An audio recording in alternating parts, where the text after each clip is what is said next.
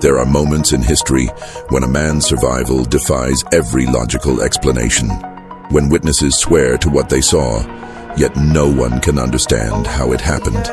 In a remote plantation in Georgia, 1847, a wealthy landowner named Baron Wilhelm van der Meer devised what he believed would be the perfect punishment for a slave who had embarrassed him in front of distinguished guests. The plan was simple, brutal and foolproof. Lock the man inside a reinforced pen with 6 of the most aggressive bulls on the property. Bulls that had gored 3 men to death in the past 2 years.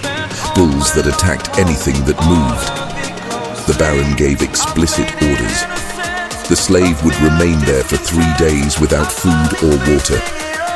If he survived, he would earn his freedom. But no one expected him to last 3 hours. What happened next became the most disturbing mystery in the county's history, because when they opened that pen 72 hours later, the slave walked out unharmed, and behind him all 6 bulls followed like obedient dogs. Not just followed, they refused to leave his side. They became docile, almost protective, and within 2 weeks, 14 more bulls from neighboring properties began appearing at the plantation gates, calm and submissive, seeking only one thing, to be near that man. 20 bulls, all following him, all transformed. The Baron never spoke of it again. 3 months later, he was found dead in his study, the door locked from the inside, his face frozen in an expression of absolute terror. And the slave, he vanished the same night, taking nothing with him, except, according to 7 witnesses, a procession of 20 bulls that walked silently behind him into the darkness of the Georgia woods. This is the story of what really happened in that pen, and why, to this day, no one has ever been able to explain it. Before we continue with the story of Tobias and the 20 bulls that followed him into legend, let me take a moment to ask you something. If you're enjoying this deep dive into one of history's most unsettling mysteries, please consider subscribing to the channel. We bring you stories like this every week, tales that blur the line between documented history and inexplicable phenomena. Hit that like button if you want to see more, and don't forget to turn on notifications so you never miss an episode. Now, let's go back to Georgia, 1847, and discover what truly happened on Baron van der Meer's plantation. Georgia in the 1840s was a place where power was measured in land and labor. The plantation system had reached its peak, and men like Baron Wilhelm van der Meer represented the absolute authority of that world. Van der Meer wasn't born in America. He had arrived from the Netherlands in 1829 with a fortune made in the spice trade and a reputation for ruthless business practices that had made him wealthy but despised in European circles. Rumors followed him across the Atlantic, whispers of exploited workers in Java, of ships that disappeared carrying valuable cargo, of business partners who had mysteriously died just before major deals were finalized. None of it was ever proven, but the pattern was clear enough that respectable Dutch society had quietly closed its doors to him. America, particularly the American South, offered Van der Meer something Europe no longer could. A place where questions about a man's past were considered impolite, where wealth spoke louder than reputation, and where the social structure allowed men of means to exercise almost unlimited power over those beneath them. He purchased a sprawling estate near the town of Valdosta in southern Georgia, transforming it into one of the most profitable cotton plantations in the region. The property encompassed nearly 3,000 acres of prime agricultural land, bordered by dense pine forests to the east and the Withlacoochee River to the west. But Van der Meer had another obsession beyond cotton: cattle. Specifically, bulls. He had developed this fixation during his years in Spain, where he had witnessed bullfighting and become fascinated by the animal's raw power and aggression. He began importing European breeding stock, particularly aggressive bull breeds used in Spain and Portugal for fighting. He believed these animals represented strength and dominance, qualities he valued above all else. His collection of bulls became legendary in the county and feared. Workers whispered about the devil's herd, bulls so vicious they had killed 3 men who had attempted to handle them. The first death had occurred in 1845. A worker named Henry, who had experience with cattle from his previous plantation, had been tasked with moving one of the bulls to a different pen. The bull, a massive grey beast Vandermeer had named Titan, had seemed calm at first. But the moment Henry entered the pen with a lead rope, Titan charged. The attack was so sudden and violent that the other workers watching couldn't react in time. By the time they managed to distract the bull and pull Henry's body out, he was already dead, his chest crushed, several ribs broken and driven into his lungs. The second death came 6 months later. A young man named Peter, barely 20 years old, had been ordered to feed the bulls. He had approached the pen cautiously, sliding the feed through a gap in the fence as he'd been instructed. But one of the bulls, a black beast with scarred flanks that Vandermeer called Goliath, had somehow managed to force its head through the gap, catching Peter's arm in its jaws. The bull had pulled with such force that Peter was dragged against the fence, his shoulder dislocating, his arm breaking in 3 places. Other workers had rushed to help, but in the chaos, Peter had fallen and struck his head against a fence post. He died 2 days later, never regaining consciousness, his arm so badly mangled that the plantation's doctor said even if he had survived, he would have lost the limb. The third death was the most disturbing. A man named Samuel, who had worked with livestock for over 15 years and was considered one of the most experienced handlers on the property, had been tasked with treating an injury on one of the bulls. The animal had gotten a deep cut on its leg, and Vandermeer wanted it treated to prevent infection. Samuel had approached carefully, speaking softly to the bull, moving slowly. He had managed to get close enough to examine the wound. But when he touched the bull's leg, the animal had exploded into violence. It had reared up, its hooves catching Samuel in the chest and head. The other workers had managed to pull Samuel out, but he had died within minutes, his skull fractured, blood pouring from his ears and nose. After Samuel's death, Vandermeer had the pen reinforced with additional iron bars and thicker posts. He also decreed that no worker was to enter the pen under any circumstances. The bulls would be fed from outside through specially designed chutes. Water would be provided through troughs that could be filled from a safe distance.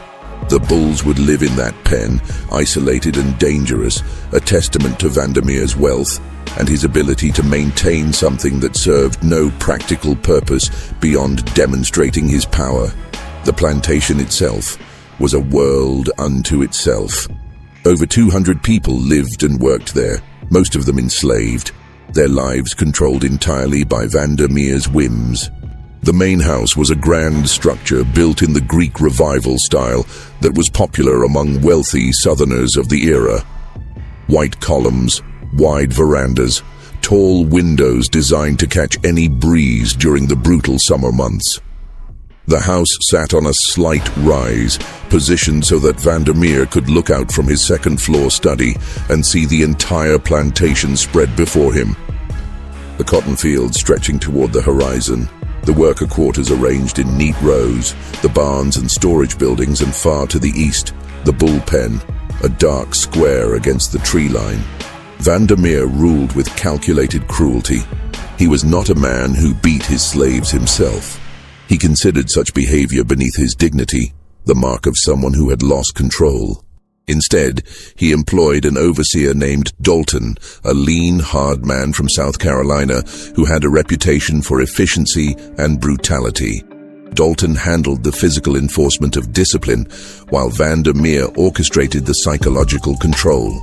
He believed in making examples, in creating situations where people would humiliate themselves or each other, in fostering an environment of fear and uncertainty where no one could ever feel secure. He would, for instance, announce that he was considering granting freedom to one of the enslaved workers, then spend weeks having different people audition for the privilege, performing tasks or answering questions, building hope, only to ultimately declare that none of them had proven worthy.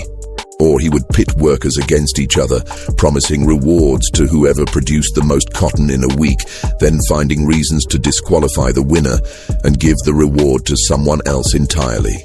These games served no purpose beyond his own amusement and the maintenance of absolute control. His wife, Margaret, was a quiet woman who had come from a respectable Dutch family that had fallen on hard times. She had married Van der Meer more out of necessity than affection. Her family needed the financial security he could provide, and he wanted the social legitimacy that came with marrying into an old European family.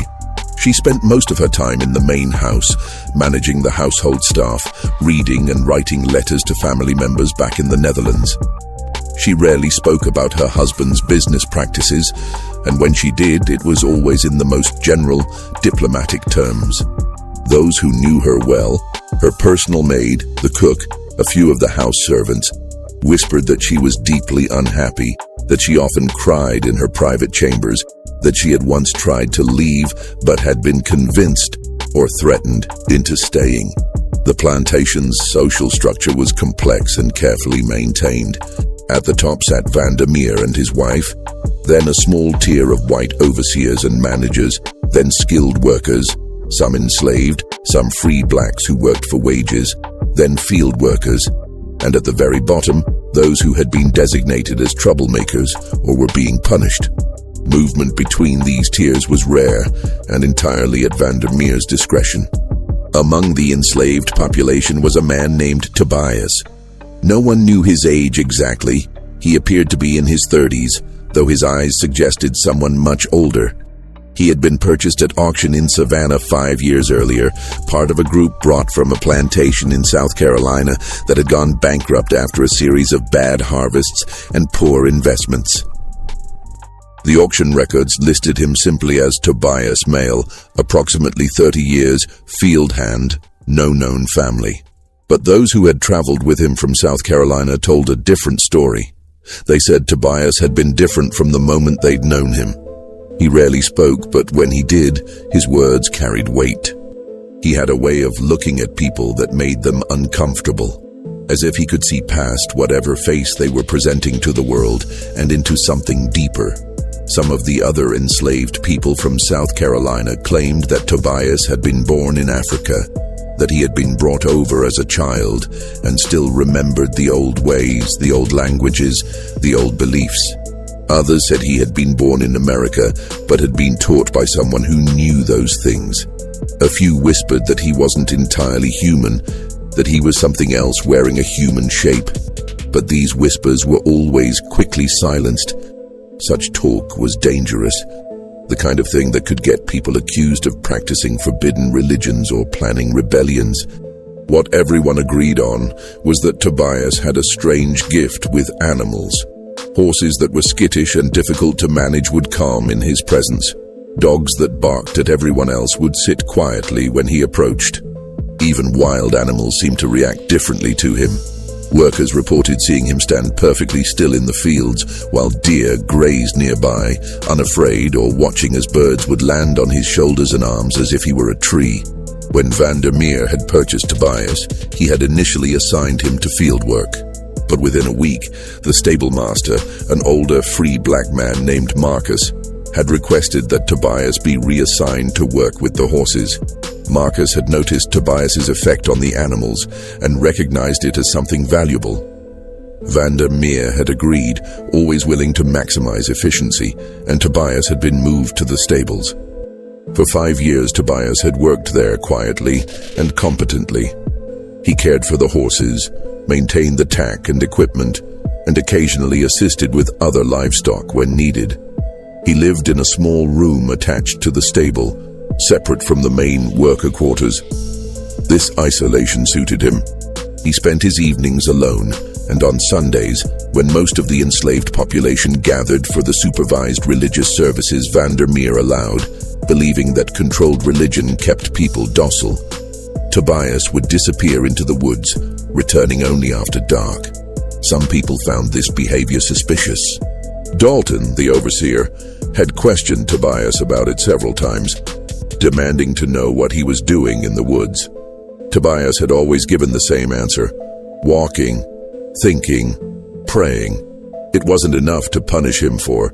He wasn't breaking any explicit rules, but it marked him as someone to watch.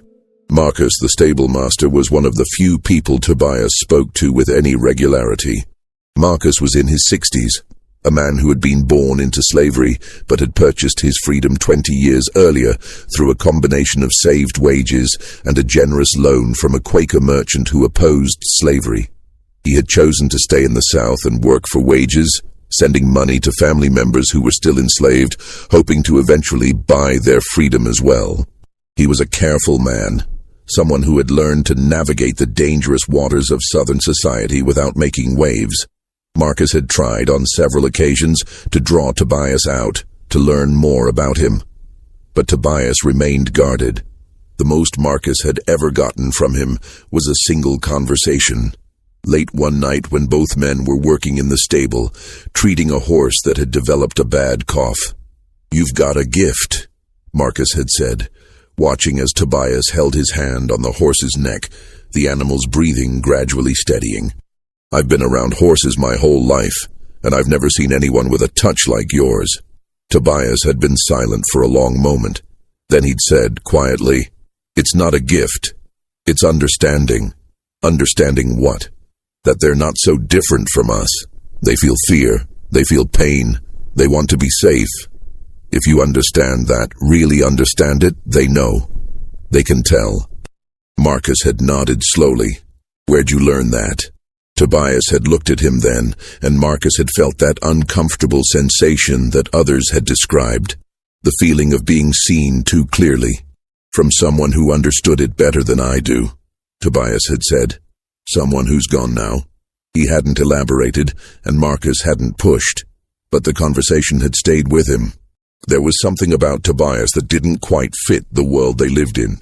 He was too calm, too centered, too unafraid in a place where fear was the primary tool of control.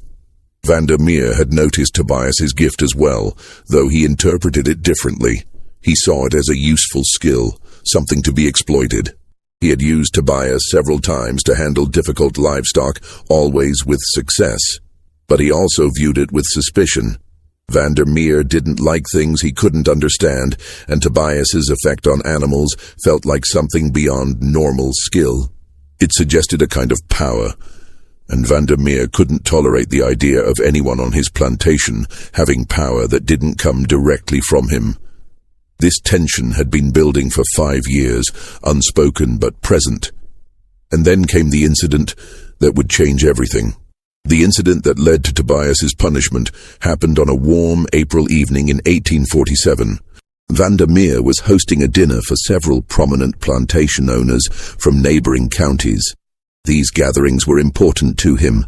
They were opportunities to display his wealth, to reinforce his position in the social hierarchy, to make business connections and political alliances. He had been planning this particular dinner for weeks, ensuring that every detail would be perfect. The guest list included some of the most powerful men in southern Georgia. There was Colonel James Hartley, who owned a plantation twice the size of Vandermeer's and had connections to the state legislature. There was Richard Brennan, a wealthy merchant who controlled much of the cotton trade in the region. There was Thomas Fairfax, a lawyer who had successfully defended several plantation owners in legal disputes over property and labor. And there were their wives, elegant women in expensive dresses who would spend the evening discussing fashion and gossip while the men talked business. The dinner itself was elaborate. Vandermeer had ordered his cook, an enslaved woman named Ruth who had trained in Charleston and was known for her skill with French cuisine, to prepare a feast. Roasted duck, venison, fresh fish from the river, vegetables from the plantation's gardens, imported wines, elaborate desserts. The dining room had been decorated with flowers and candles, the silver polished until it gleamed, the crystal glasses arranged precisely. The dinner went well. The food was praised, the wine flowed freely, and the conversation was lively. Vandermeer held court at the head of the table, telling stories about his travels in Europe and Asia, making jokes at the expense of northern abolitionists, discussing the latest political developments in Washington. He was in his element, performing for an audience that appreciated his wealth and power. After dinner, as was customary, the men retired to Vandermeer's study for brandy and cigars, while the women remained in the parlor. It was during this time that Vandermeer made his mistake. He had been drinking heavily, feeling expansive and confident, and he decided to give his guests a tour of his prized bulls. "Gentlemen," he announced, standing and gesturing toward the window, "I have something to show you that I guarantee you've never seen before. The most magnificent and dangerous bulls in all of Georgia, perhaps in all of America." The men followed him outside, carrying their brandy glasses, laughing and talking. It was a pleasant evening, the air warm but not oppressive, a light breeze carrying the scent of jasmine from the gardens. They walked across the grounds, past the worker quarters where people watched silently from windows and doorways, past the cotton fields where the plants were just beginning to show their first growth, toward the eastern edge of the property where the bullpen stood. The pen was an impressive structure, built to contain animals that most men wouldn't dare approach. The fence was constructed of thick wooden posts, each one sunk 4 feet into the ground and reinforced with iron bars. The posts were spaced close together, too close for even a determined bull to force its way through. The gate was equally formidable, made of heavy timber and secured with multiple iron chains and locks. Inside the pen, which measured roughly 60 feet by 40 feet, 6 bulls moved in the fading light. Vandermeer began describing each bull, pointing them out with obvious pride. "That one there, the gray beast, that's Titan, imported from Spain, killed a man in 1845. Crushed his chest like it was made of paper, and that black one, the one with the scars, that's Goliath, Portuguese stock, responsible for 2 deaths. The others are equally dangerous. I keep them here as a reminder of what true power looks like. Strength without mercy, dominance without question." The guests murmured appreciatively, though several of them looked uneasy. These were men who understood violence and power, but there was something unsettling about keeping animals this dangerous for no practical purpose beyond display. As Vandermeer continued his presentation, Goliath began to show signs of agitation. The massive black bull started pawing at the ground, snorting, tossing its head. Then it charged at the fence, slamming into it with tremendous force. The impact was so violent that the entire fence shook, and several of the guests stepped back instinctively. Vandermeer laughed, clearly pleased by their reaction. "Don't worry, gentlemen. The fence is solid. These beasts can throw themselves against it all day and they won't break through. I had it built specifically to contain them." Goliath charged again, and this time the other bulls joined in, all of them rushing at the fence, bellowing with rage. The sound was deafening, a chorus of animal fury that echoed across the plantation. The guests were no longer smiling. Even Vandermeer looked slightly concerned, though he tried to hide it. "They're more agitated than usual," he said, raising his voice to be heard over the noise. "Perhaps they sense the presence of so many people." And then, as if on cue, Tobias appeared. He had been working in the stable, which was located about 50 yards from the bullpen. He had heard the commotion and had come to investigate, thinking perhaps one of the horses had been spooked by the noise. He was carrying a bucket of feed, his work clothes dusty, his expression neutral. The moment Tobias came within 20 feet of the pen, everything changed. The bulls stopped. Not gradually, not slowly. They simply stopped, as if someone had thrown a switch. Goliath, who had been in mid-charge, planted his hooves and stood perfectly still. The other bulls did the same. The bellowing ceased. The only sound was the evening breeze rustling through the pine trees. The silence was more unsettling than the noise had been. All 6 bulls turned to face Tobias. They didn't move toward him, didn't show any signs of aggression. They simply stood there watching him with what could only be described as focused attention. Their breathing slowed, their bodies relaxed. It was as if they had forgotten the fence. forgotten the men standing on the other side, forgotten everything except the presence of this one person. Vandermeer stared at Tobias, his face darkening. The guests looked between Tobias and the bulls, confused and fascinated. Colonel Hartley, who had drunk more brandy than the others and was feeling bold, laughed nervously. "Well, Baron, it seems your slave has more control over your bulls than you do. Perhaps you should have him give them their tour instead." It was meant as a joke, a light-hearted comment to break the tension. But the moment the words left Hartley's mouth, the atmosphere changed. Vandermeer's expression shifted from confusion to something darker, humiliation mixed with rage. The other guests fell silent, sensing immediately that something had gone wrong. Vandermeer turned slowly to look at Hartley. "Is that so?" he said quietly. His voice was calm, but there was an edge to it that made everyone uncomfortable. Hartley, realizing his mistake, tried to backtrack. "I meant no offense, Baron. I was simply commenting on the remarkable effect your man seems to have on the animals. It's quite impressive, really." But the damage was done. Vandermeer had been embarrassed in front of his peers, his authority questioned, his power diminished. And he had been embarrassed by a slave, someone who was supposed to be beneath notice, beneath consideration. This was intolerable. Vandermeer looked at Tobias, who had frozen in place, understanding immediately that something terrible had just been set in motion. Tobias's face remained neutral, but his eyes showed a flicker of something, not fear exactly, but recognition. He knew what was coming. "Tobias," Vandermeer said, his voice carrying across the distance between them. "Come here."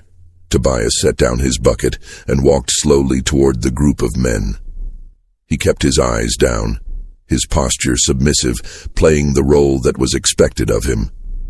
But everyone watching could sense that it was a performance, that beneath the surface, Tobias was something other than what he appeared to be. When Tobias reached the fence, Vandermeer studied him for a long moment. The bulls remained calm, still watching Tobias, still ignoring everything else. "You have a gift with animals," Vandermeer said. It wasn't a question. "I work with them, sir," Tobias replied quietly. "I've learned their ways." "Learned their ways," Vandermeer repeated, his tone mocking. "How modest. Colonel Hartley here seems to think you have more control over my bulls than I do. What do you think about that?" Tobias said nothing. There was no safe answer to that question. Vandermeer smiled, but it didn't reach his eyes. "I think we should test that theory. I think we should see just how much control you really have." The guests shifted uncomfortably. They could sense where this was going, and none of them liked it. "Baron," Thomas Fairfax said carefully, "perhaps we should return to the house. The evening is getting late and—" "Nonsense," Vandermeer interrupted. "The evening is just getting interesting. Gentlemen, I'm going to make a wager with my slave here. A generous wager, in fact." He turned back to Tobias. "Here's my offer. You will spend 3 days in that pen with those bulls. 3 full days. No food, no water, no shelter. If you survive, I will grant you your freedom and give you $50. That's more money than most free men see in a year. You'll be able to go wherever you want, do whatever you want. You'll be a free man." The guests were silent, shocked by the proposal. $50 was indeed a significant sum, and the promise of freedom was something that any enslaved person would desperately want. But the cost was almost certainly death. Everyone there had heard the stories about Vandermeer's bulls. 3 men had already died. The idea that anyone could survive 3 days locked in with those animals was absurd. "And if I refuse?" Tobias asked quietly. Vandermeer's smile widened. "Then I'll assume you were lying about your gift, that you're nothing special, just another slave who got lucky a few times, and I'll have you sold to a plantation in Alabama. I hear they work their people very hard there, much harder than I do. You probably wouldn't last a year." It was a trap, and everyone knew it. If Tobias refused, he would be punished. If he accepted, He would almost certainly die. But there was a third option, one that Vandermeer hadn't considered. Tobias might actually survive, and if he did, Vandermeer would be forced to honor his word in front of witnesses or risk losing face among his peers. Tobias looked at the bulls, still standing calmly in the pen, still watching him. Then he looked back at Vandermeer. "I accept," he said. Vandermeer's smile faltered for just a moment, as if he hadn't expected Tobias to agree so readily, but he recovered quickly. "Excellent. We'll begin tomorrow at dawn. I want everyone on the plantation to witness this. It will be educational." The guests were quiet as they walked back to the main house. The evening's entertainment had taken a dark turn, and none of them were comfortable with what they had just witnessed. But none of them spoke up to stop it either. This was Vandermeer's property, his slave, his decision. To interfere would be to question his authority, and that was something none of them were willing to do. That night, word spread quickly through the plantation about what was going to happen. Workers gathered in small groups, whispering, speculating. Some thought Tobias was brave. Others thought he was foolish.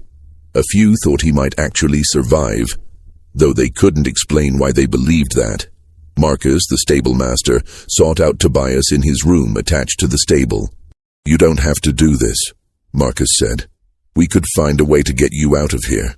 There are people who help runaways. I know some names, some places." "No," Tobias said calmly. "Running would only make things worse. For me and for everyone else here. Vandermeer would take his anger out on all of you. But those bulls—" "I know," Tobias said.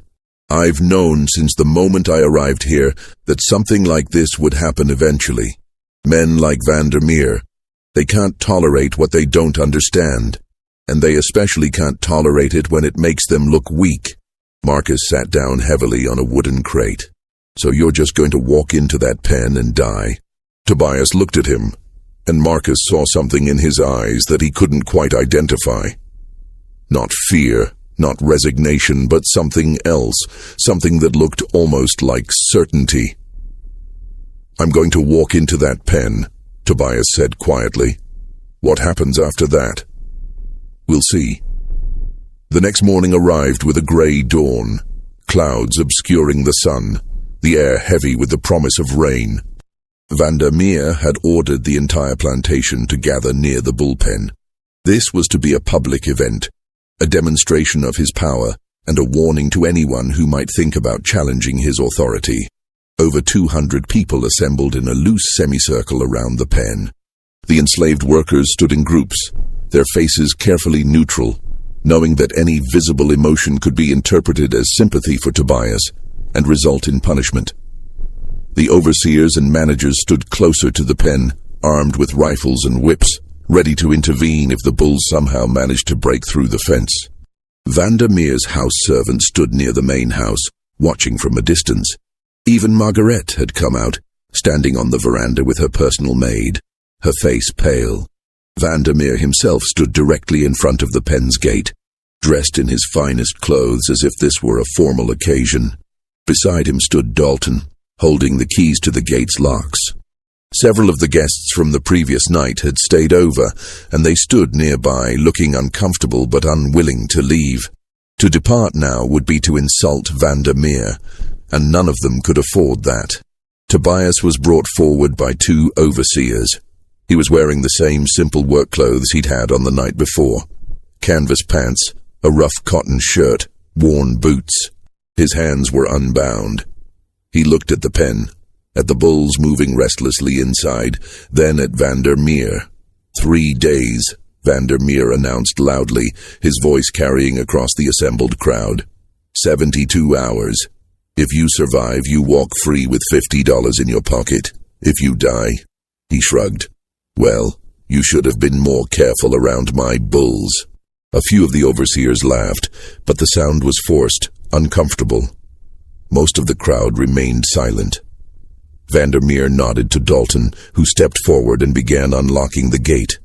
The chains rattled as they were removed, the sound loud in the morning quiet. The gate swung open with a creak of hinges. "In you go," Vandermeer said. Tobias walked forward without hesitation. He stepped through the gate and into the pen, his movements calm and deliberate. The moment he was inside, Dalton swung the gate shut and locked it, the chains rattling back into place. For the first few minutes, nothing happened. The bulls, which had been moving around the pen, stopped and turned to look at Tobias. He stood near the center of the enclosure, not moving, barely breathing. His eyes were closed, his hands hanging loosely at his sides. He looked like a man in prayer or in meditation, completely still. The crowd watched in tense silence. Some people were holding their breath. Others were whispering prayers. A few of the children who had been brought to witness this were crying, being shushed by their parents. Then Goliath, the massive black bull that had killed 2 men, began to move. It lowered its head, pawing at the ground, its muscles tensing. Everyone watching recognized the signs. The bull was preparing to charge. Several people in the crowd gasped. One woman screamed. Vandermeer leaned forward, his eyes fixed on Tobias, a slight smile on his face. Goliath charged.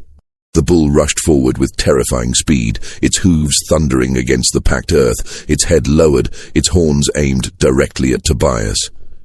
It covered the distance in seconds, and for a moment it seemed certain that Tobias would be gored, trampled, killed instantly.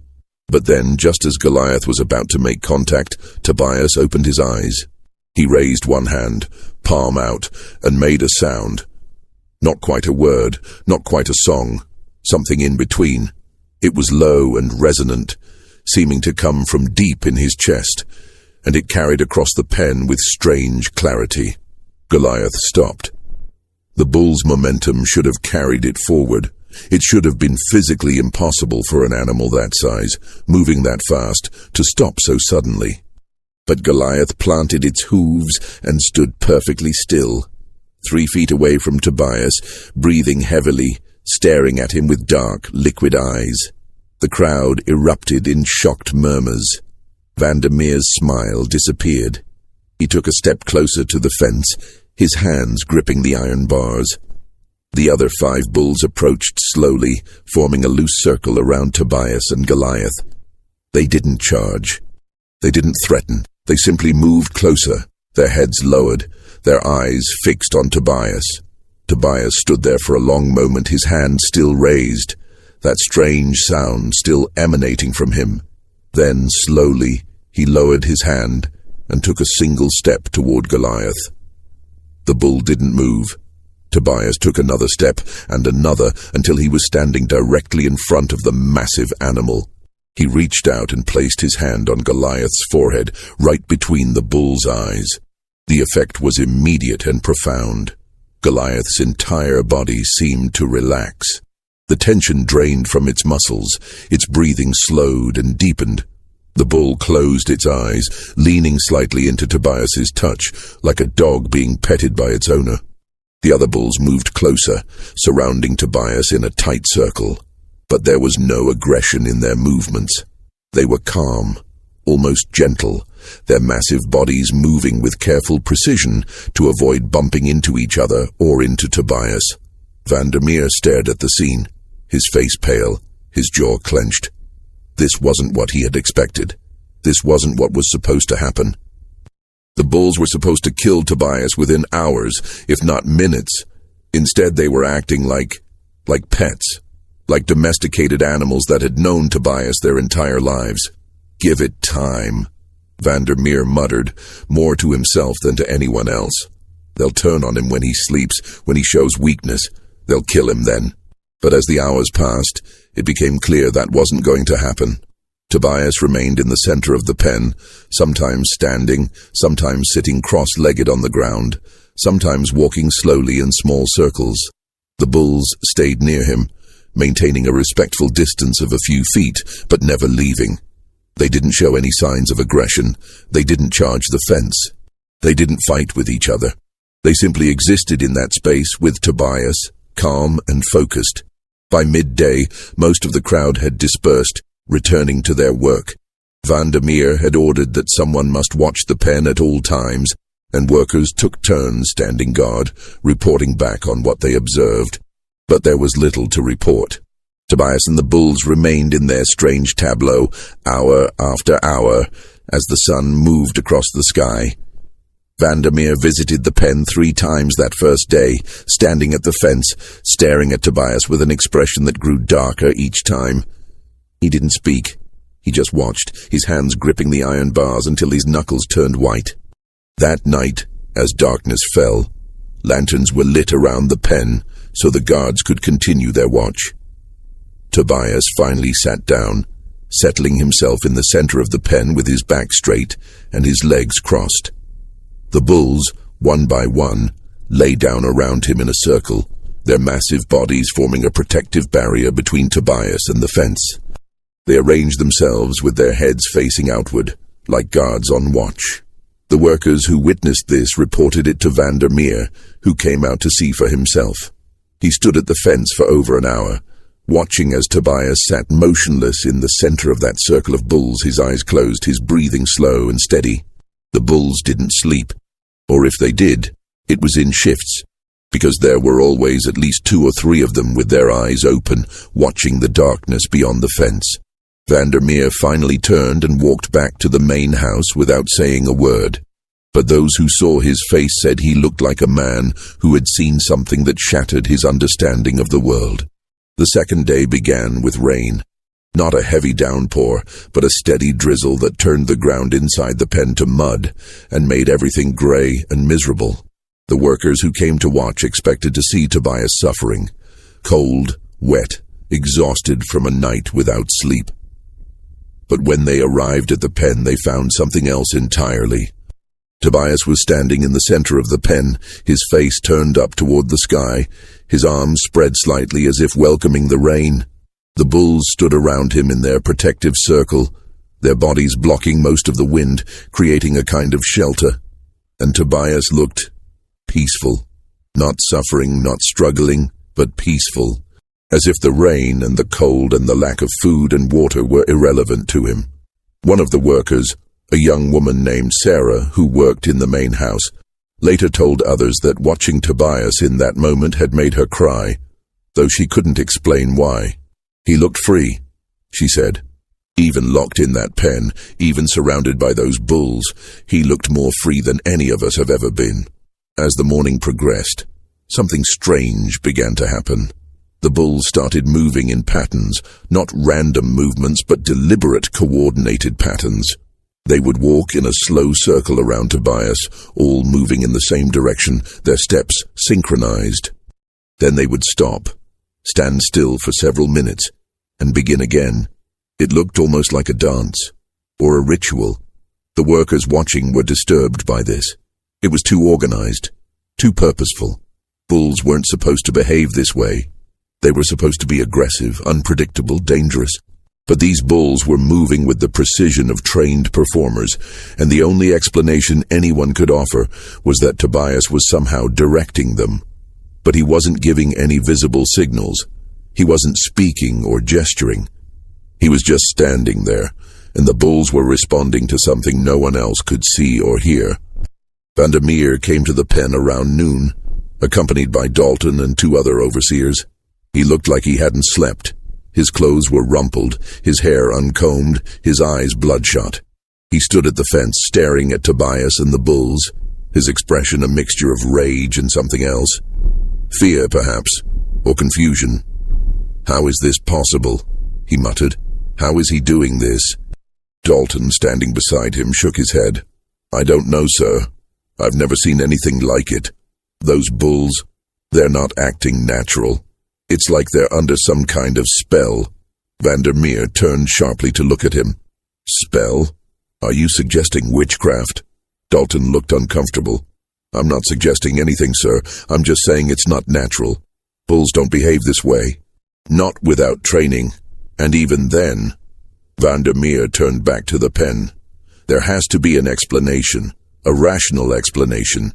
He's using some technique, some method of controlling them. Maybe sounds we can't hear, or movements we're not noticing. There has to be something." But as the day wore on, no one could identify what that something might be. Tobias continued his strange vigil, and the bulls continued their strange behavior, and everyone who watched felt increasingly unsettled. That afternoon, something even more disturbing occurred. One of the bulls, the brown one with scarred flanks that Vandermeer had named Brutus, approached Tobias and lowered its head until its forehead was touching Tobias's chest. Tobias placed both hands on the bull's head and stood that way for nearly an hour, completely motionless. The workers watching reported that during this time, Tobias and the bulls seemed to be breathing in perfect synchronization. Inhale together, exhale together, over and over, their chests rising and falling in identical rhythm. And more than that, the other bulls had stopped moving entirely. They stood frozen in place like statues, their eyes fixed on Tobias and Brutus, as if witnessing something sacred. When the hour was up, Tobias removed his hands from the bull's head. Brutus stepped back, shook its head once, and then returned to the circle. The other bulls resumed their slow, patterned movements, and Tobias sat down in the mud, cross-legged, his eyes closed, rain still falling on his upturned face. By the evening of the second day, word of what was happening had spread beyond the plantation. People from neighboring properties began arriving, asking permission to witness the spectacle. Vandermeer, who would normally have welcomed the attention, instead ordered the gates closed and guards posted to keep people out. He didn't want witnesses. He didn't want this story spreading any further than it already had. But stories have a way of spreading regardless of what anyone wants. Workers from Vandermeer's plantation had family and friends on other plantations, and they talked. Merchants and traders who passed through heard the rumors and carried them to the next town. Within days, the story of the slave who had survived 2 days locked in a pen with 6 killer bulls was being told in taverns and churches and general stores throughout southern Georgia. Some versions of the story painted Tobias as a saint, blessed by God with the power to tame wild beasts. Other versions portrayed him as something darker, a practitioner of African magic, someone who had made deals with spirits or demons. A few people claimed he was a prophet, sent to deliver a message about the evils of slavery. Others insisted he was simply a skilled animal handler who had gotten lucky, but everyone agreed on the core facts. Tobias was alive, the bulls were calm, and something inexplicable was happening in that pen. On the evening of the second day, Vandermeer locked himself in his study and began drinking heavily. His wife, Margaret, tried to speak with him, but he ordered her away.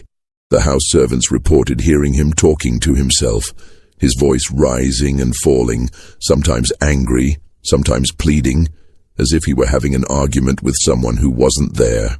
Around midnight, one of the house servants, a young man named Daniel, who was tasked with keeping the fires lit throughout the house, passed by Vandermeer's study and heard him shouting. Daniel paused, listening, and later reported what he had heard to others. He was saying, it's not possible, over and over, Daniel said. And then he said something about the bulls being his, about how he owned them, how he controlled them. And then he said, he's taking them from me. He's taking everything from me. And he sounded scared. I've never heard the Baron sound scared before. The third day dawned clear and bright, the rain having passed during the night. The ground inside the pen was still muddy, and Tobias was covered in it. His clothes, his skin, his hair. But he didn't look weakened. If anything, he looked stronger. His eyes were clear and focused. His movements, when he stood and stretched, were fluid and controlled. He looked like a man who had just woken from a restful sleep, not someone who had spent 2 days without food or water, exposed to the elements, surrounded by dangerous animals. The bulls, too, seemed energized. They moved with purpose, their earlier lethargy replaced by a kind of vibrant alertness. They continued their patterned movements, their synchronized walking. But now there was something almost joyful about it, as if they were celebrating something. Vandermeer arrived at the pen just after dawn, accompanied by nearly a dozen overseers and armed workers. He looked terrible, His face gaunt, his eyes hollow, his hands shaking slightly. He had clearly not slept. He stood at the fence staring at Tobias, and for a long moment neither man spoke. Then Vandermeer said, his voice hoarse, "How are you doing this?" Tobias looked at him calmly. "I'm not doing anything. I'm just here." "That's not an answer," Vandermeer snapped. "Those bulls should have killed you. They've killed 3 men. They're dangerous, unpredictable, violent. But they're treating you like they trust me," Tobias suggested quietly. Vandermeer's face twisted with rage. "You're using some trick, some technique. Tell me what it is." Tobias was silent for a moment. Then he said, "There's no trick. I just understand them. And they understand me. That's impossible." "Is it?" Tobias asked. "Or is it just something you've never bothered to learn?" The comment hit Vandermeer like a physical blow. His face went pale, then flushed red with anger. "You dare speak to me that way? You're a slave, you're property, you're nothing." Tobias met his gaze steadily. "If I'm nothing, then why are you so afraid of what's happening here?" Vandermeer opened his mouth to respond, but no words came out. He stood there, trembling with rage and something else, that fear that had been growing in him since this whole ordeal began. Finally, he turned and walked away without another word, leaving the overseer standing awkwardly by the fence. As the morning progressed, something unprecedented began to happen. Workers on the eastern edge of the plantation, near the boundary with the neighboring property, reported hearing strange sounds. The bellowing of bulls, but not aggressive or distressed. It sounded almost like calling, like the bulls were communicating with each other across distances. By midday, the reports had become more specific. Bulls from the neighboring plantation, owned by a man named Hutchinson, had broken through their fence and were moving toward Vandermeer's property. Not running, not stampeding, walking with purpose, as if drawn by something they couldn't resist. Hutchinson himself arrived at Vandermeer's gates around 2 in the afternoon, furious and confused. "Your man has done something to my bulls," he shouted at the guards. "They broke through a reinforced fence and they're heading this way. I want to know what the hell is going on." Word was sent to Vandermeer, who came to the gates looking even worse than he had that morning. When Hutchinson explained what had happened, Vandermeer's face went white. "How many bulls?" he asked. 5, Hutchinson said. 5 of my best breeding stock. They just left, walked right through the fence like it wasn't there. And they're heading toward your property, toward that pen where you've got your slave locked up. What did he do to them?" Vandermeer had no answer. He ordered his overseers to try to intercept the bulls, to drive them back to Hutchinson's property. But when the overseers found the bulls, 5 massive animals walking in a loose group through the pine forest, they couldn't turn them. The bulls ignored the overseers' shouts and whips. They simply kept walking, their eyes fixed on something in the distance, something only they could see. By late afternoon, the 5 bulls had reached Vandermeer's plantation and were standing at the gates, calm and patient, waiting. Workers tried to approach them, to lead them away, but the bulls wouldn't move. They just stood there, their attention focused on the distant bullpen where Tobias remained. And they weren't alone. Throughout the afternoon and evening, more bulls arrived. 3 from a plantation to the south, owned by a man named Crawford. 4 from a property to the west, belonging to a widow named Mrs. Pembroke. 2 from a small farm to the north. They came from different directions, different properties, but they all ended up in the same place, standing outside Vandermeer's gates, waiting. By nightfall, 14 bulls from neighboring properties had gathered. They stood in a loose group, not fighting with each other, not showing any aggression, just waiting, and every single one of them was facing the same direction, toward the pen where Tobias sat, surrounded by Vandermeer's original 6 bulls. The plantation owners whose bulls had disappeared were furious.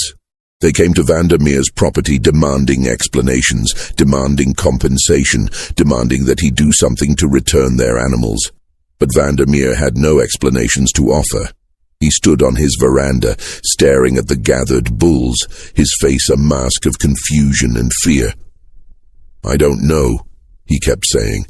"I don't know how this is happening." The other plantation owners didn't believe him.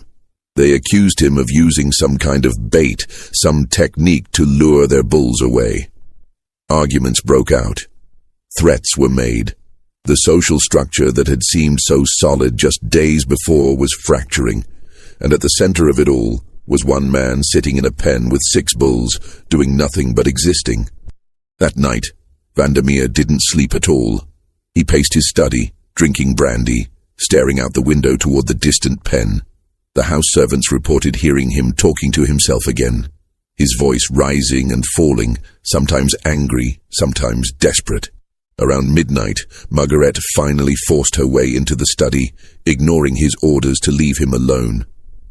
"Wilhelm," she said, her voice firm, "you need to stop this. Let the man go. Honor your word. Give him his freedom, and let this end." Vandermeer turned to look at her, and she stepped back, frightened by the expression on his face. "Let him go," he said, his voice barely above a whisper. "Let him go. Don't you understand what's happening? He's taking them. He's taking my bulls. He's taking bulls from other men's properties. He's doing something that shouldn't be possible, and if I let him go, if I admit that he's won, then everyone will know. Everyone will know that a slave defeated me, that I was powerless against him. This isn't about power anymore," Margaretti said. "This is about survival. Your survival. Can't you see what this is doing to you?" But Vandermeer wasn't listening. He turned back to the window, staring out at the darkness, and Margaret left him there, alone with his obsession.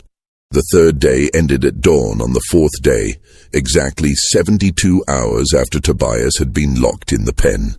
Vandermeer had given orders that the gate would be opened at first light, and a crowd had gathered to witness it.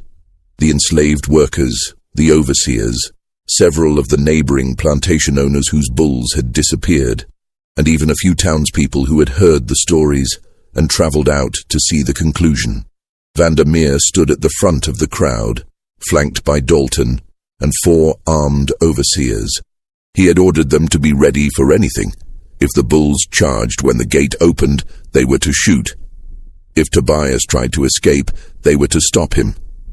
Vandermeer's face was pale and drawn, his eyes red-rimmed from lack of sleep, his hands trembling slightly. As the sun rose, painting the sky in shades of pink and gold, Dalton stepped forward and began unlocking the gate.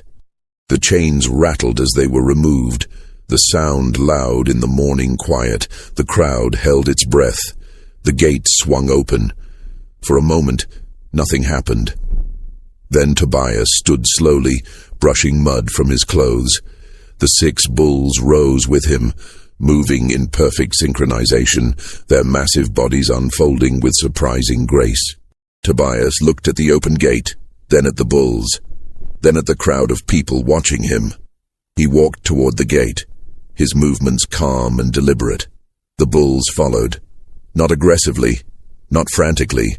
They simply walked behind him, their heads lowered, their eyes focused on his back. They moved through the gate in single file, Goliath first, then the others, and they arranged themselves in a loose semicircle behind Tobias. The crowd stepped back instinctively, creating a wide path. No one spoke. No one moved. They just watched as Tobias walked out of the pen and into the morning light, 6 massive bulls following him like obedient dogs. Tobias stopped a few feet from Vandermeer. The 2 men looked at each other, and for a long moment neither spoke. Tobias's expression was unreadable. Not angry, not triumphant, not afraid. Just knowing. As if he understood something Vandermeer never would. Something fundamental about the nature of power and control, and what it meant to truly connect with another living being. Vandermeer broke eye contact first, turning his head away sharply. "Get him off my property," he muttered to Dalton. "Now." But before anyone could move, a sound rose from the direction of the gates, a deep, resonant bellowing. The 14 bulls that had gathered from neighboring properties were calling out, their voices echoing across the plantation. And then they began to move. They walked through the open gates, past the confused guards, past the gathered crowd, heading straight toward Tobias.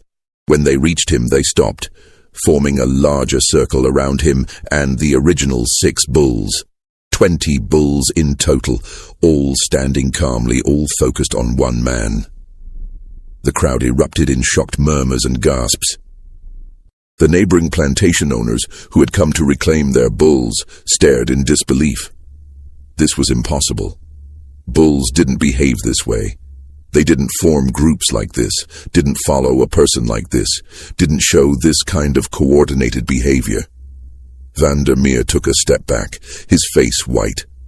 "Stop him," he said weakly. "Don't let him leave with those animals. They're not his. They belong to me, to Hutchinson, to Crawford, to—" "They belong to themselves," Tobias said quietly, speaking for the first time since leaving the pen. His voice was calm but carried clearly across the crowd. "They always have. You just never understood that." Vandermeer's face twisted with rage. "You're a slave. You own nothing. You are nothing. Those bulls are property just like you." Tobias looked at him with something that might have been pity. "I was property," he said. "You promised me my freedom if I survived 3 days. I survived. So now I'm free. And these bulls—" He gestured to the animals surrounding him. "They've made their choice." "Shoot him!" Vandermeer suddenly shouted, turning to the armed overseers. "Shoot him and scatter those bulls." But none of the overseers moved. They looked at each other nervously, but no one raised their weapons. The sight of 20 massive bulls standing in perfect calm around one man was too strange, too unsettling. It felt wrong to interfere, as if doing so would break some natural law they didn't understand. Dalton stepped forward, his voice low. "Sir, you made a promise in front of witnesses. If we break that promise now, your word will mean nothing. Every man here will know you can't be trusted." Vandermeer looked around at the crowd, at the neighboring plantation owners watching him, at his own workers who had witnessed his promise. He was trapped. If he honored his word, he lost face by allowing a slave to defeat him. If he broke his word, he lost face by proving himself untrustworthy. There was no way out that didn't damage his reputation and authority. Finally, his shoulders sagged. "Fine," he said, his voice barely audible. "Take your freedom, take the $50, and get off my property. I never want to see you again." Tobias nodded slowly. "I'll need the money in writing. A document stating that I'm free, signed by you, witnessed by these men. Otherwise, I'll be captured as a runaway the moment I leave here." Vandermeer's jaw clenched, but he knew Tobias was right. He turned to Dalton. "Prepare the papers and get him his money." It took nearly an hour to prepare everything. Vandermeer's personal secretary was summoned to write out a formal document of manumission, declaring that Tobias was hereby freed from slavery and granted $50 as payment for services rendered. Vandermeer signed it with a shaking hand, and 3 of the neighboring plantation owners signed as witnesses, their expressions ranging from confusion to fascination. During this time, Tobias stood quietly with the 20 bulls surrounding him. Workers brought him water, which he drank slowly, and some bread, which he ate in small bites. The bulls remained calm, occasionally shifting position, but never straying far from Tobias. When the papers were finally ready, Dalton brought them to Tobias along with a small leather pouch containing $50 in coins. Tobias took the papers, read them carefully, then folded them and tucked them inside his shirt. He took the pouch and nodded his thanks. "Where will you go?" Dalton asked quietly. He had always treated Tobias with more respect than the other overseers, and there was genuine curiosity in his question. Tobias looked toward the east, toward the dense pine forests that stretched for miles beyond the plantation. "Somewhere quiet," he said. "Somewhere we can live in peace." "We?" Dalton asked, glancing at the bulls. Tobias smiled slightly. Yes, we. He began walking toward the road that led away from the plantation, and the bulls followed. They moved in a loose procession, some walking beside him, others behind, forming a protective formation around him. The crowd parted to let them through, workers and overseers and plantation owners all stepping aside, watching in stunned silence as this impossible parade passed by. Some of the enslaved workers reached out as Tobias passed, not touching him, but extending their hands as if seeking some kind of blessing or confirmation that what they were seeing was real. A few were crying, though they couldn't explain why. Others whispered prayers or made signs against evil, unsure whether what they were witnessing was divine or demonic. Tobias walked down the long dirt road that led away from the plantation, the morning sun rising behind him, casting his shadow and the shadows of 20 bulls long across the ground. He didn't look back. He just kept walking, steady and purposeful, and the bulls followed. Vandermeer watched from the veranda of his main house, his hands gripping the railing so tightly his knuckles were white. His face was twisted with an expression that combined rage, fear, and something else, a kind of existential horror, as if he were watching the collapse of everything he believed about the world and his place in it. Margaret stood beside him, her hand on his arm, trying to offer comfort, but Vandermeer didn't seem to notice her. He just stared at the distant figure of Tobias and his procession of bulls until they disappeared into the tree line and were gone. In the days and weeks that followed, the story of what had happened at Vandermeer's plantation spread throughout Georgia and beyond. Newspapers picked up the tale, though they treated it with skepticism, suggesting that the accounts had been exaggerated or that there was some rational explanation that hadn't been properly investigated. Religious leaders debated whether Tobias had been blessed by God or cursed by the devil. Scientists and naturalists wrote letters to journals proposing theories about animal behavior and human-animal communication. But for those who had been there, who had witnessed it firsthand, no amount of skepticism or theorizing could change what they had seen. Tobias had survived 3 days with 6 killer bulls. 20 bulls had followed him when he left. These were facts, documented by dozens of witnesses, and no one could explain them away. The neighboring plantation owners whose bulls had disappeared were furious with Vandermeer. They demanded compensation for their lost animals, claiming that he had somehow lured them away, or that his slave had used some technique to steal them. Vandermeer refused to pay, insisting that he had nothing to do with it, that the bulls had left of their own accord. The disputes escalated into lawsuits that would drag on for years, draining Vandermeer's finances and destroying his relationships with his peers. The social consequences were even worse. Vandermeer's reputation was shattered. The story of how a slave had defeated him, had survived his punishment, and walked away free with 20 bulls following him, became a source of mockery and gossip throughout the region. Other plantation owners began to question his judgment, his authority, his competence. Invitations to social gatherings dried up, business deals fell through. He became isolated, a man who had lost the respect of his peers. But the worst effects were psychological. Vandermeer became obsessed with understanding what had happened. He spent hours in his study, reading books about animal behavior, about African religions and folk practices, about anything that might explain Tobias's gift. He consulted with people he would have once dismissed as charlatans, root workers, folk healers, traveling preachers who claimed knowledge of the supernatural. He wanted answers, needed answers, but none were forthcoming. His behavior grew increasingly erratic. Workers reported seeing him walking the grounds at night, carrying a lantern, muttering to himself. He would stand by the empty bullpen for hours, staring at the ground where Tobias had sat, as if searching for some clue written in the mud. He stopped sleeping regularly, stopped eating properly, stopped maintaining the careful facade of control that had defined his public persona. Margaret tried to help him, tried to convince him to let it go, to move on. But Vandermeer couldn't. He had built his entire identity around the idea of control. Control over his property, his workers, his animals, his world. And Tobias had shattered that illusion completely. If one man could do what Tobias had done, if the natural order could be disrupted so easily, then what did that say about Vandermeer's power? What did it say about the entire system he had built his life around?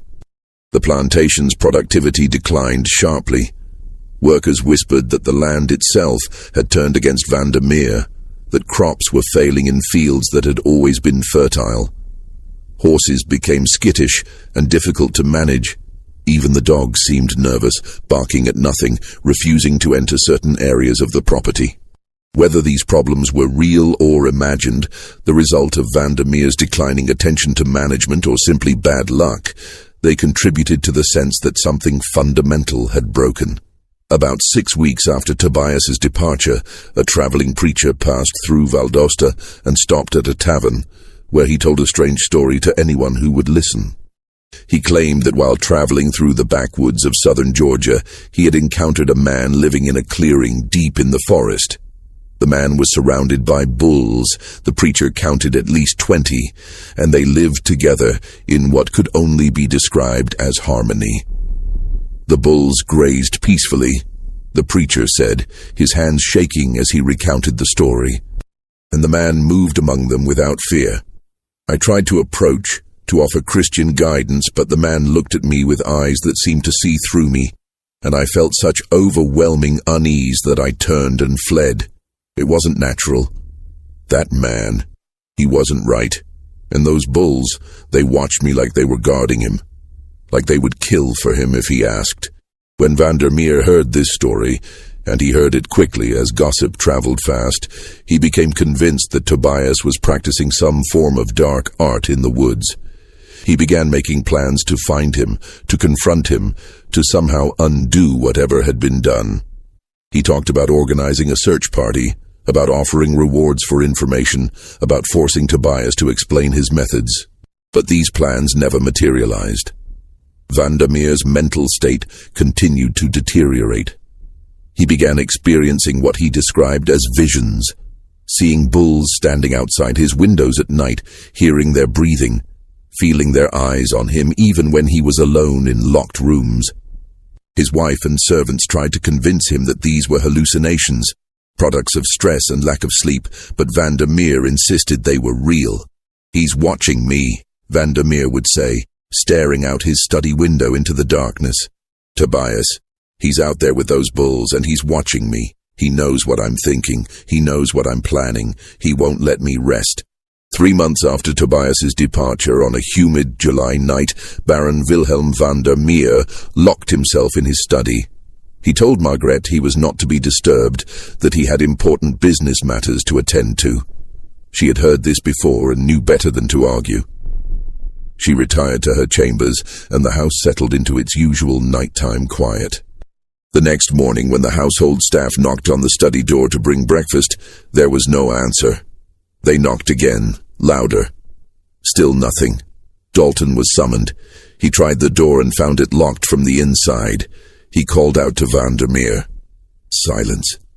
Growing concerned, Dalton ordered the door broken down. It took 3 men with a heavy beam to finally splinter the lock and force the door open. What they found inside would haunt everyone present for the rest of their lives. Baron Wilhelm Vandermeer sat in his chair behind his desk, slumped forward, his head resting on his arms. At first they thought he had simply fallen asleep. But when Dalton approached and touched his shoulder, the body was cold and stiff. Vandermeer had been dead for hours. There were no signs of violence, no wounds, no blood, no indication of poison or struggle. The room was exactly as it always was.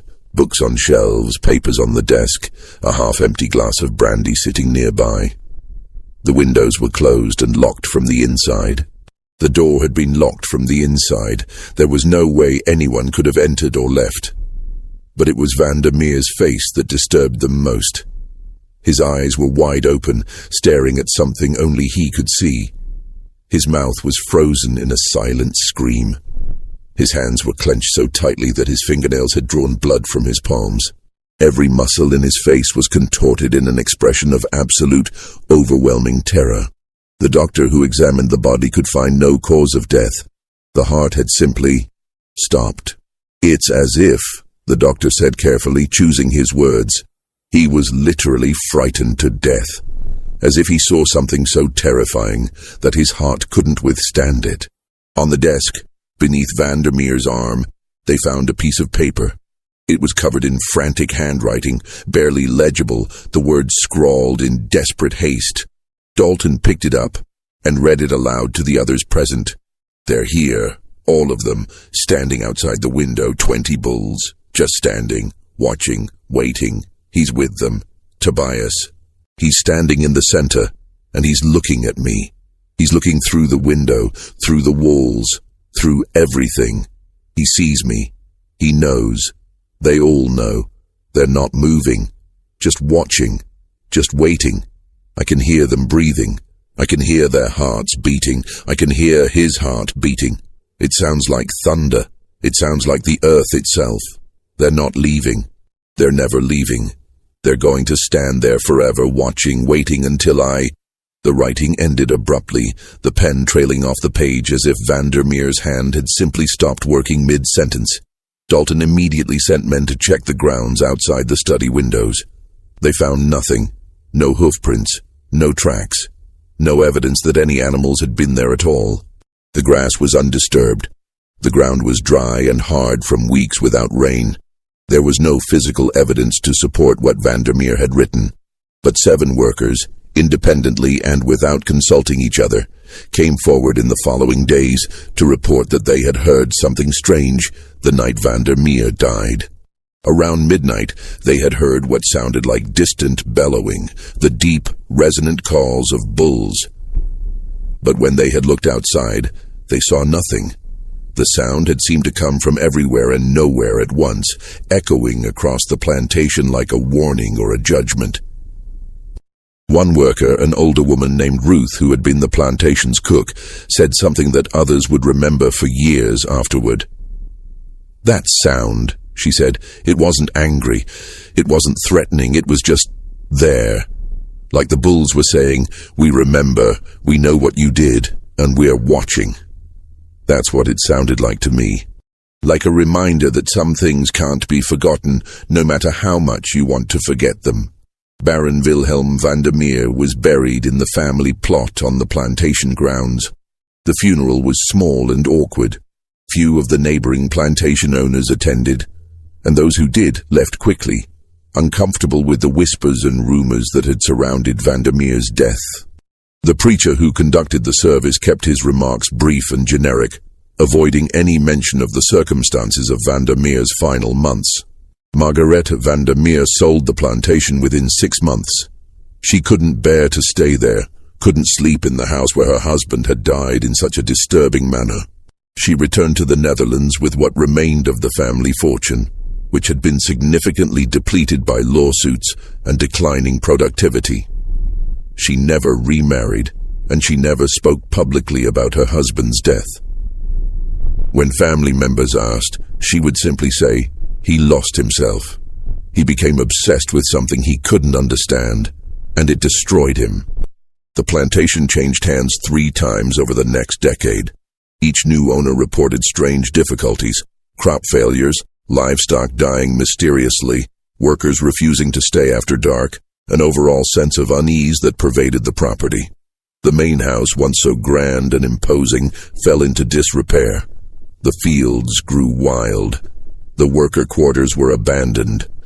Eventually, the property was sold for a fraction of its original value to a timber company, which clear-cut the forests and left the land barren.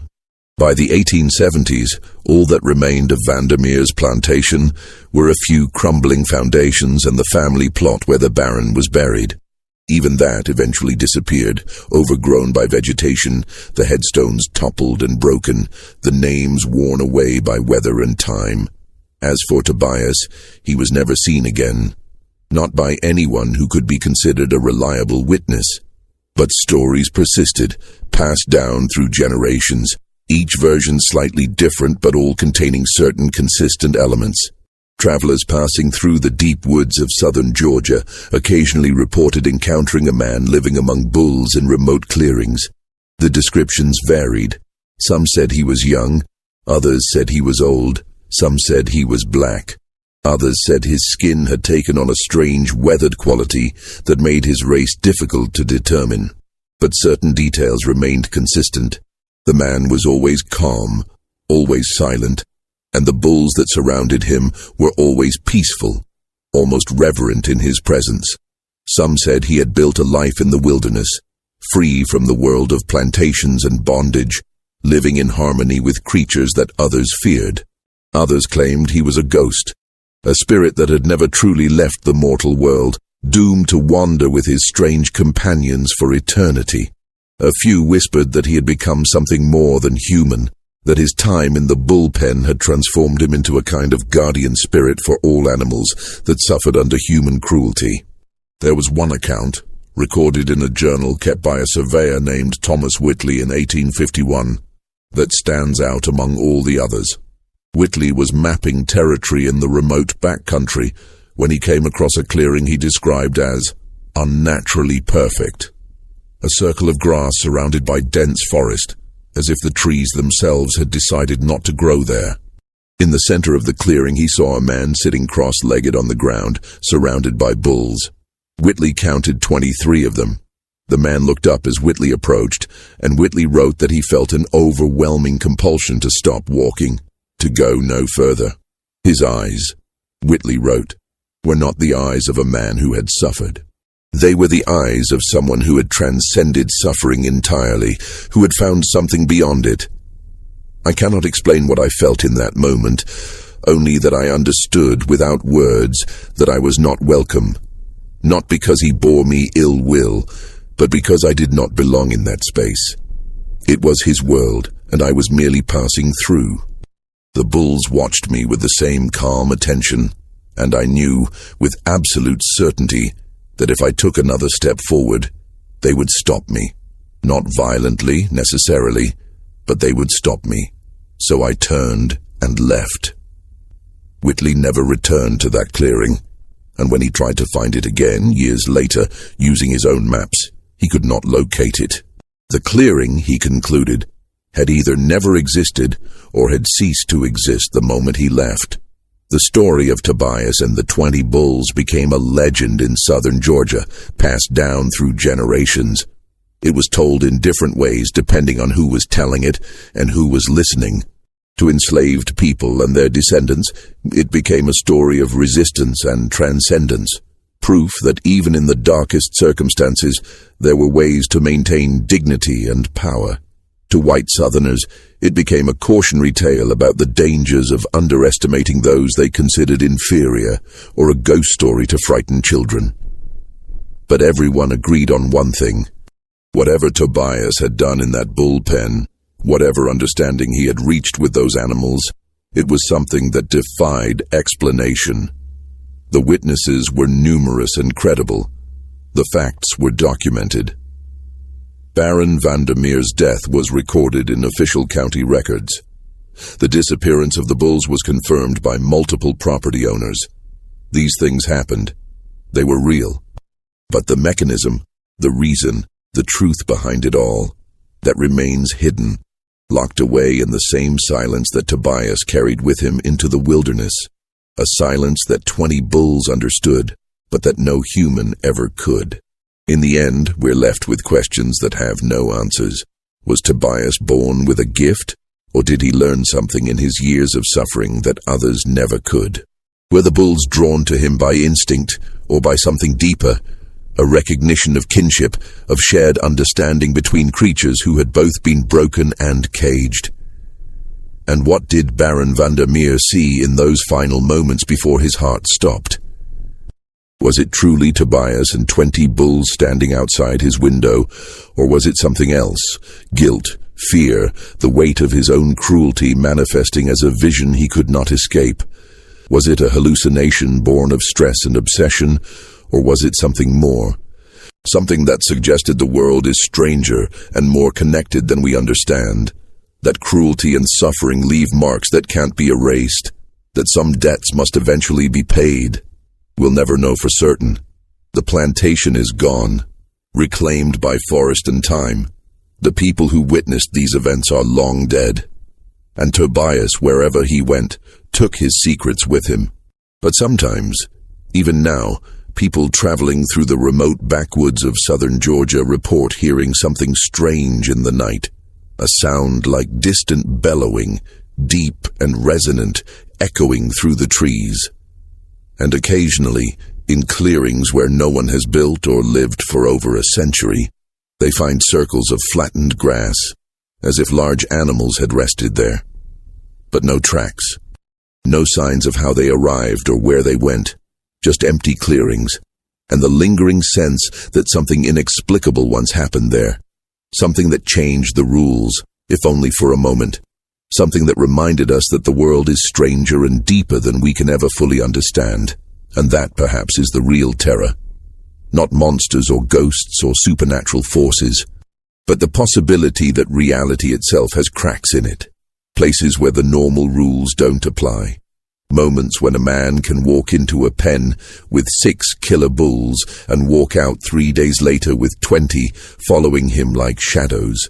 Moments when the impossible becomes undeniably, terrifyingly real. Moments that force us to question everything we think we know about power, about control, about the nature of consciousness and connection, and what it means to truly understand another living being. The story of Tobias and the 20 bulls is one of those moments. It happened. The evidence is there. But the explanation, that remains just out of reach, like a word on the tip of your tongue that you can never quite remember. And maybe that's how it should be. Maybe some mysteries aren't meant to be solved. Maybe they're meant to exist as reminders that for all our certainty, for all our science and logic and rational explanations, there are still things in this world that we don't understand. Things that happened, things that were witnessed and documented, but that refuse to fit neatly into our categories and explanations. Things that make us wonder, late at night when we're alone with our thoughts, whether the world is really as solid and predictable as we like to believe, or whether there are cracks in the foundation, places where something else can slip through. Something older, something deeper, something that operates by rules we've forgotten or never knew. The story of Tobias is one of those cracks, and it remains open even now, more than a century and a half later. A question without an answer, a mystery without a solution, a reminder that some things once witnessed can never be explained away. What do you think of this story? Do you believe Tobias had a genuine gift, or was there a rational explanation that no one discovered? Could Vandermeer's death have been caused by guilt and fear alone, or was something else at work? Leave your thoughts in the comments below. And if you enjoyed this deep dive into one of history's most unsettling mysteries, please subscribe to the channel and hit that notification bell so you never miss another story. Until next time, remember, the past is full of mysteries, and some of them refuse to stay buried.